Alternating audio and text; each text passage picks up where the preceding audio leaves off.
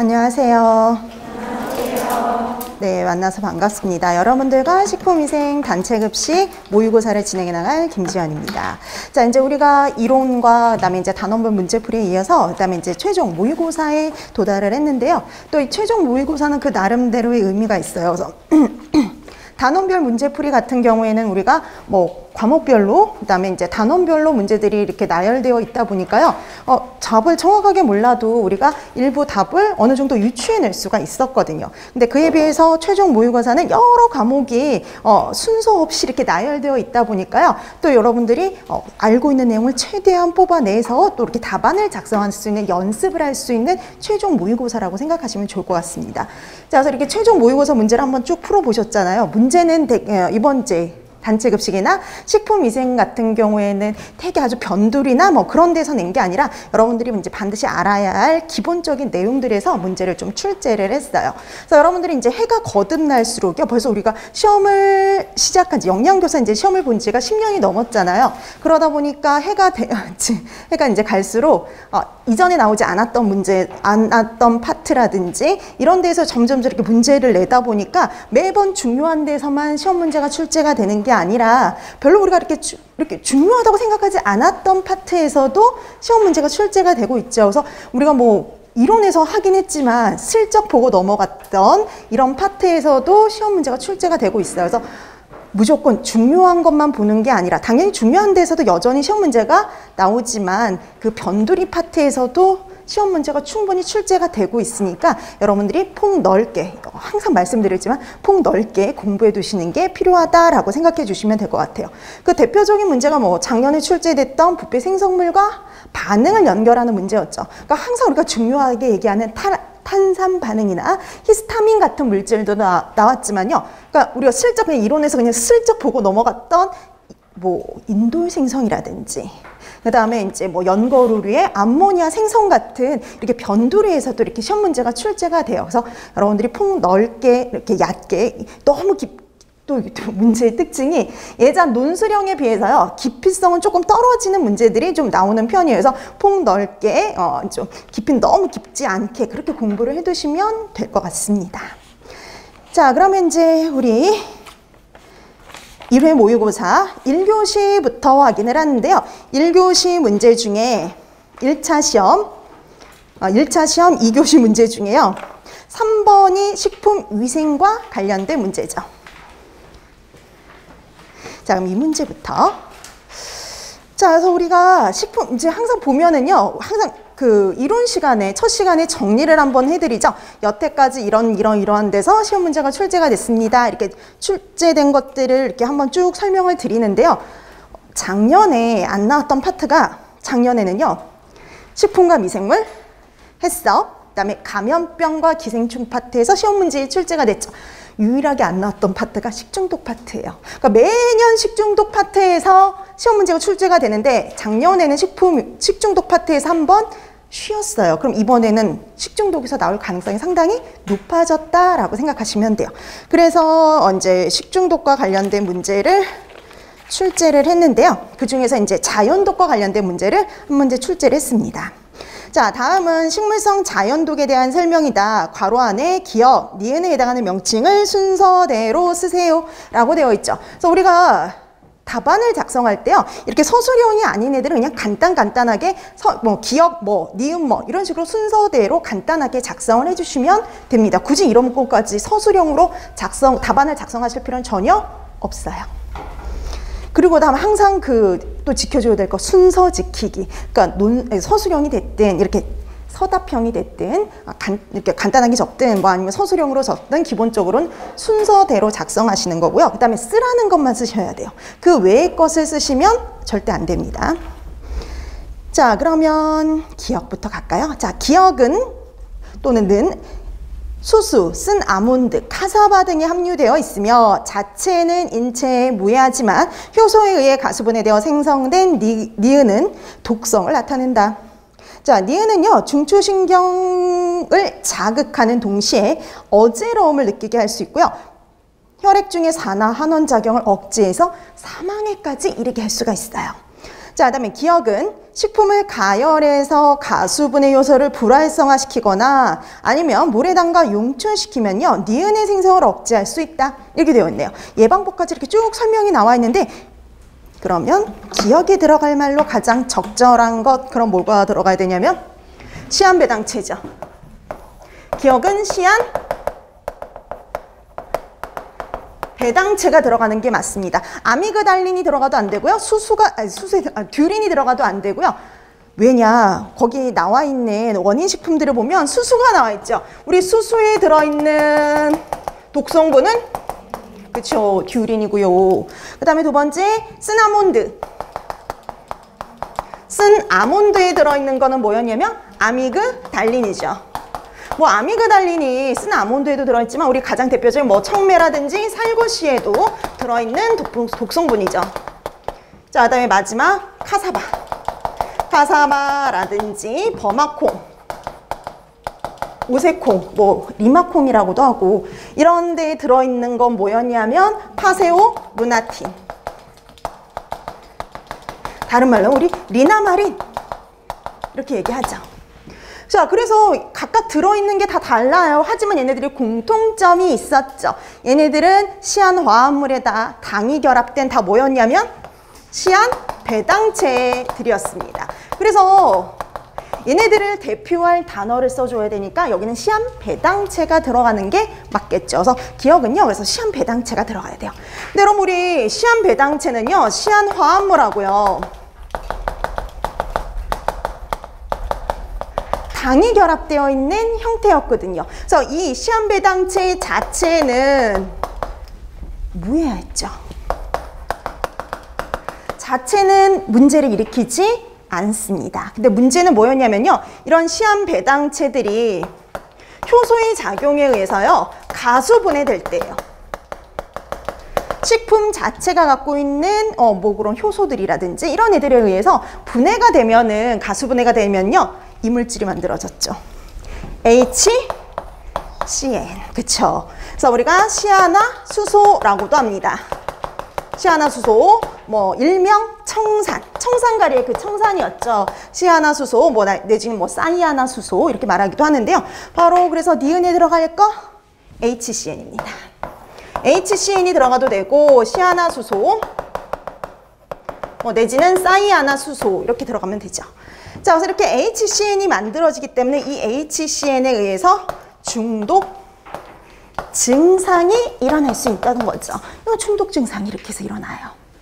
자, 그래서 우리가 예방을 하기 위해서는 시한배당체가요, 다행히 수용성이에요. 그래서 시한배당체는 수용성이기 때문에 물에 담가서 용출을 시킨다든지, 그 다음에 아니면은요, 이 효소를 제거하면 되는 거죠. 효소를 제거할 수 있는 가장 손쉬운 방법은 가열을 해주는 거죠. 그래서 가열을 해서요, 이런 가수분해 효소를 불활성화시킴으로써요, HN 생성을 아예 막아주는 방법들이라고 보시면 됩니다. 자, 그래서 이렇게 예방법과 같이 이렇게 연결해 두시면 되는 거죠. 그래서 기억은 시한배당체, 니에는 HCN, 내지는 시아나수소 이렇게 들어가면 되겠어요. 자, 그 다음에 우리 쭉쭉쭉 넘어가야 되네요.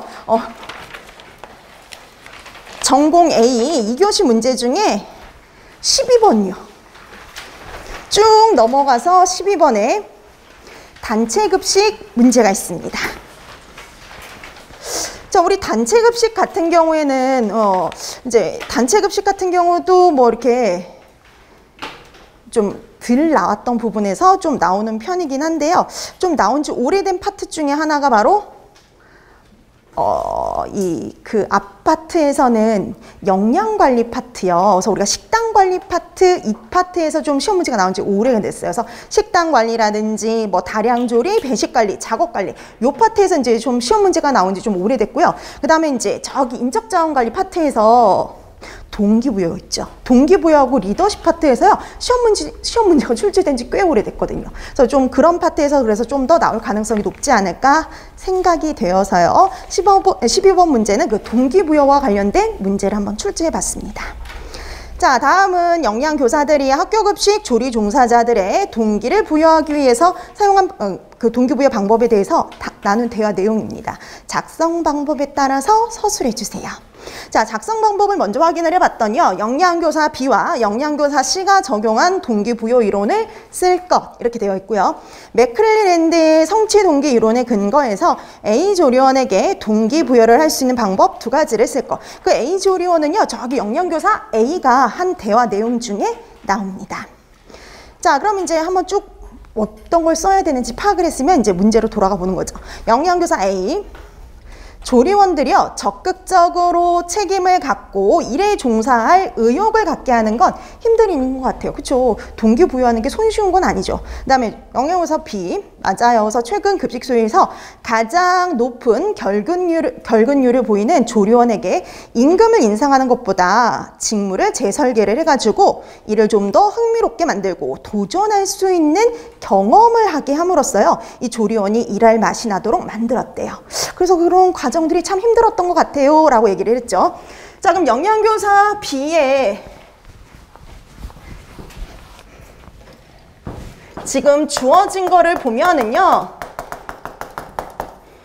자, 우선 어떤 사람에게 이제 동기를 부여를 하려고 했냐면요, 특히 우리 급식소에서 결근율이 가장 높은 조리원에게,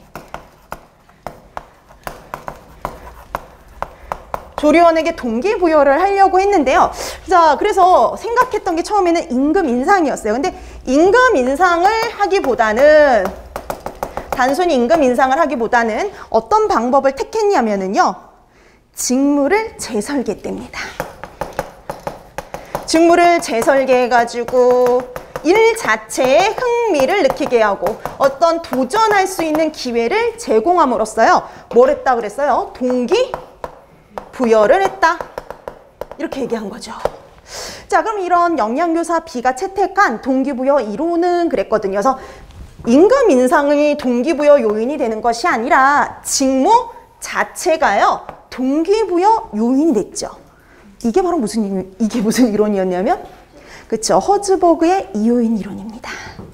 자, 그래서 이거 같은 경우에는 허즈버그의 이요인 이론이 되는 거죠.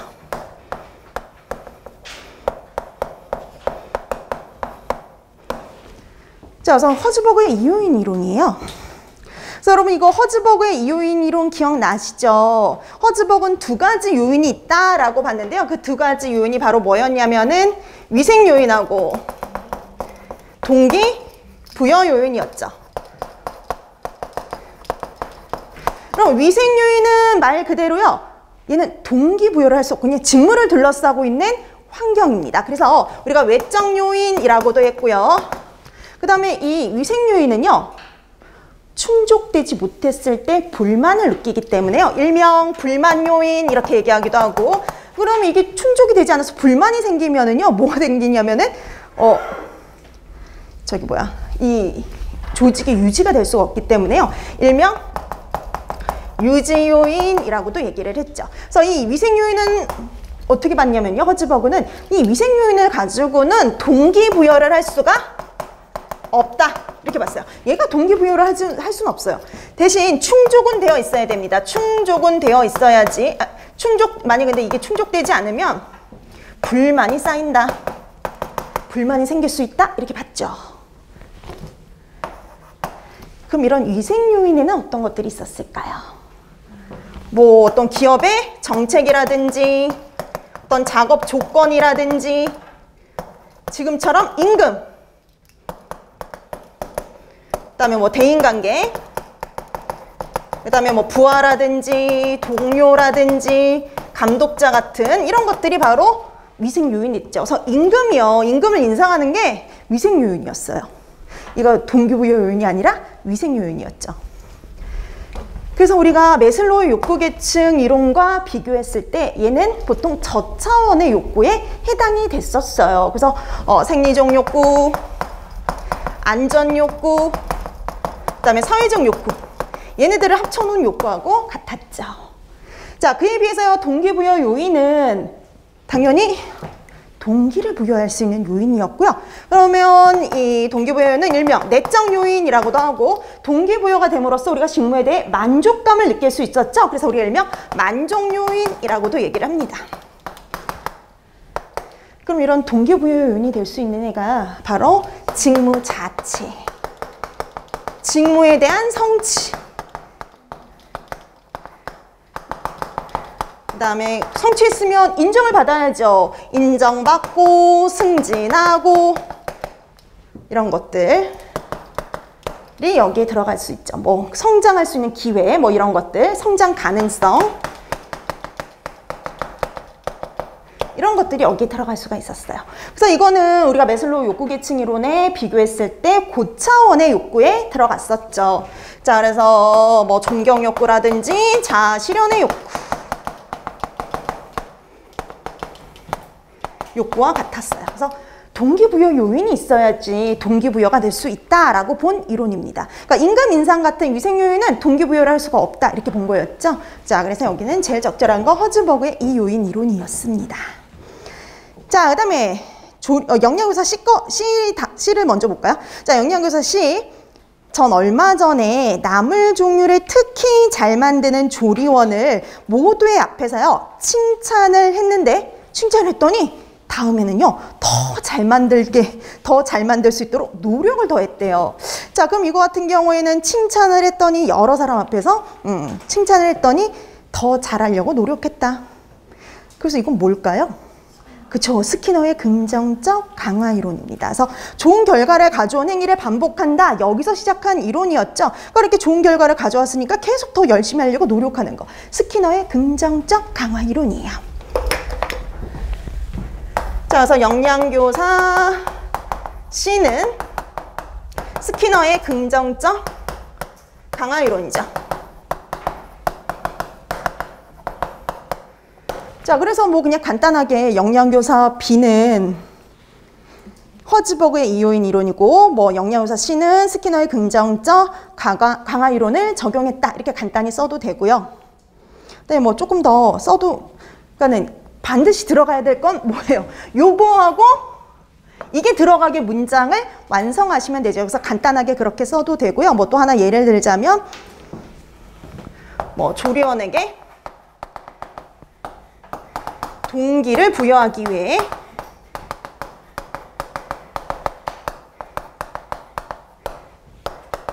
적용한 이론은 영양교사 C의 경우 영양교사 B의 경우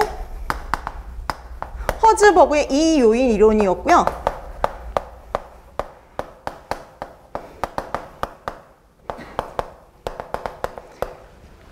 영양교사 C의 경우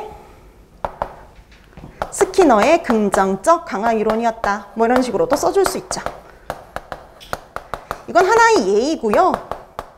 여러분들이 제일 중요한 건 이거죠. 이 내용과 이 내용이 잘 들어가게 문장을 완성해 주시면 되는 겁니다.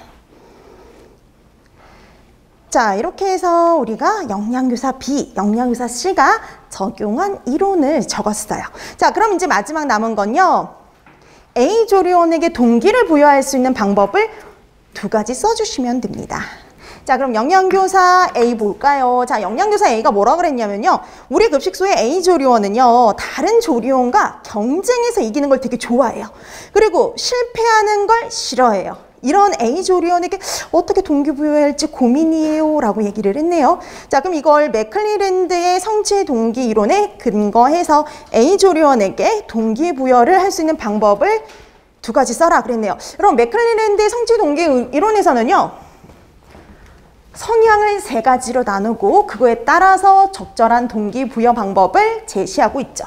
자, 그래서 우리 그 세 가지가 욕구가 세 가지로 나눠졌었죠. 뭐뭐로 나눠졌는지 기억나세요? 네, 권력 욕구. 그다음에 성취 욕구, 위부터 하면 그 다음에 권력 욕구, 그리고 친화 욕구였죠.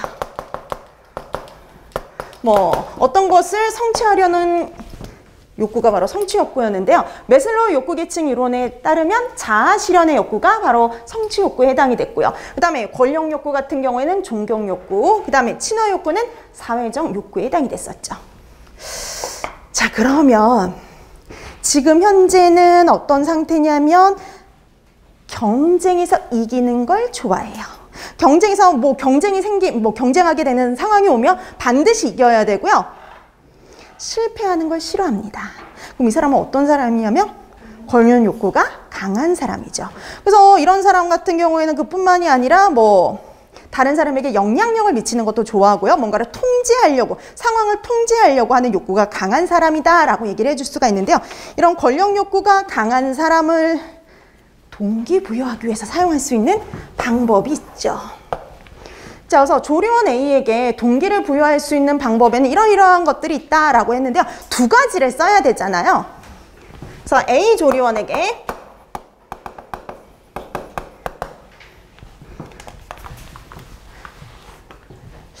어떻게 하면 동기를 부여할 수 있을까요? 이 사람은 뭔가 통제하고 영향력을 행사하길 좋아하고 내가 뭔가를 하는 걸 좋아하거든요. 자, 그러면 스스로 뭔가를 계획하게 하면 되는 겁니다. 그럼 뭘 계획할 수 있을까요? 직무에 대해서 계획을 하게 하면 되죠. 근데 이게 그 직무를 계획하게 하는 거, 그 다음에 이제 그거를 평가하게 하는 거, 그 다음에 의사결정에 참여를 시키는데 그 의사결정은 뭐 다른 의사결정이 아니라 급식소에 되게 중요한 의사결정이 아니라 그 사람과 관련된 의사결정에 참여시킴으로써 뭘 할 수 있었냐면 동기부여를 할 수가 있었죠. 자, 그래서 조리원 A에게 첫째, 스스로 직무를 계획하고 평가하게 함으로써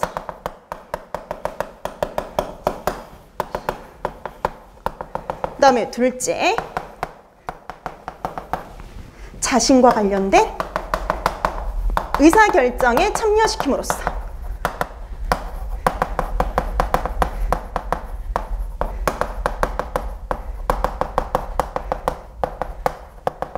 동기를 부여할 수 있다. 이렇게 적어주시면 되죠.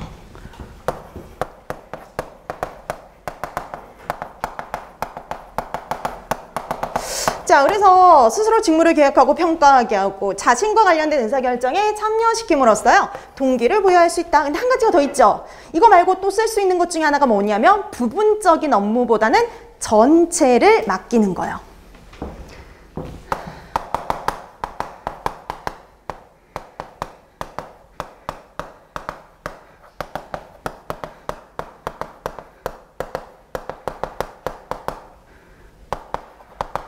그래서 부분적인 업무보다는요 전반적인 거를 할 수 있도록 해주는 거, 되게 지역적인 업무보다는 좀 더 넓게, 폭넓게 할 수 있는 그런 업무 전체를 맡기는 것이 더 동기부여할 수 있는 방법이다 라고 얘기를 해줄 수가 있죠. 자, 그래서 그 중에 두 가지, 저 세 가지 중에 두 가지를 쓰시면 맞는 거죠. 그래서 맥클랜드의 성취 동기이론은 어떤 성향을 보이느냐 이거에 따라서 동기를 부여하는 방법이 달라지니까요. 그래서 문제를 내기가 좀 더 쉬워요. 네, 그렇게 성향에 따라서 달라지다 보니까 또 이렇게 그 서술형으로 문제를 낼 때 좀 내기가 쉬워서 이제 나올 가능성이 높죠. 자, 이렇게 해서 맥클랜드의 성취 동기이론은 어떤 욕구가 강하냐 이거에 따라서 동기부여할 수 있는 방법들을 연결해 두시면 되겠습니다. 자, 그래서 마찬가지로 성취 욕구가 강한 경우, 그 다음에 친화 욕구가 강한 경우에도 각각 어떻게 동기부여를 할 수 있는지를 같이 연결해서 다시 한번 정리해 두시면 좋을 것 같아요. 예를 들어 여러분 성취 욕구, 어떤 사람이 성취 욕구가 강한 사람이에요? 목표 지향적이고, 그쵸? 목표 지향적이고, 뭔가를 도전하길 원하고, 그 다음에 어떤 문제 해결에 어떤 책임감이 있는 이런 사람들이 바로 뭐였냐면 성취 욕구가 강한 사람들이었죠. 그래서 성취 욕구가 강한 사람들은 어떻게 함으로써 동기부여가 가능했어요? 이런 사람들 어떻게 했으면 될까요? 도전적인 일을 주는 거죠. 도전적이면서 일상적이지 않은 과업을 부여하면 됩니다. 그 다음 피드백 해주는 거 되게 중요하거든요. 신속하고 자주 피드백을 제공하는 거. 이렇게 함으로써 동기부여가 가능했죠. 자, 그 다음 이런 사람도 있어요. 일 자체보다는요 다른 사람의 관계에서 만족감을 느끼는 사람들이 있어요. 그리고 다른 사람으로부터 사랑을 받길 원하는 사람, 그런 경우가 사회적 욕구가 강한 경우죠. 그런 경우에 우리가 어떻게 하면 동기부여할 수 있었냐? 열심히 뭐 해주면 돼요? 칭찬, 그쵸? 칭찬과 인정을 많이 해줌으로써 동기부여를 할 수가 있었죠. 자, 그래서 이렇게 동기부여할 수 있는 것들을 이렇게 생각해 두시면 되겠습니다. 자, 그럼 이제 우리가 3교시 전공 B로 들어가 볼까요? 자, 3교시 전공 B로 들어가면 이번에요 식품 위생 문제가 있어요. 그래서 이번에 왜 이제 식중독에서 한 번씩 다 시험 문제를 한 번씩 낼 건데요. 이번 1회 때는 자연독하고 화학성 식중독에서 문제를 출제를 했습니다. 자, 2번을 보시면 우리 화학성 식중독과 관련해서는요, 식품 안전사고와 관련된 것들이 좀 많았죠. 자, 그럼 2번은 그거와 관련된 문제인데요. 유해화학 물질과 관련하여 발생한 식품 안전사고에 대한 설명입니다. 가와 나에 해당하는 유해 물질의 명칭을 순서대로 써주세요 라고 되어 있네요. 자, 가를 먼저 보니까 가는요, 1968년 일본의 서부지방에서 쌀기름의 탈취 공정에 열매체로 사용했던 유해물질이 새어나와서요, 우연이었어요. 정말 우연히 새어나와서 오염된 쌀기름을 사람들이 섭취해서요, 한 1,400여 명에게 피해를 입힌 큰 사건이 있었죠. 그럼 이렇게 쌀기름이 뭐예요, 여러분? 미각류죠. 그래서 미각류의 열매체로 사용해서 문제가 됐던 물질 PCB, 그렇죠? 자, 그래서 가는요, PCB가 들어가면 돼요.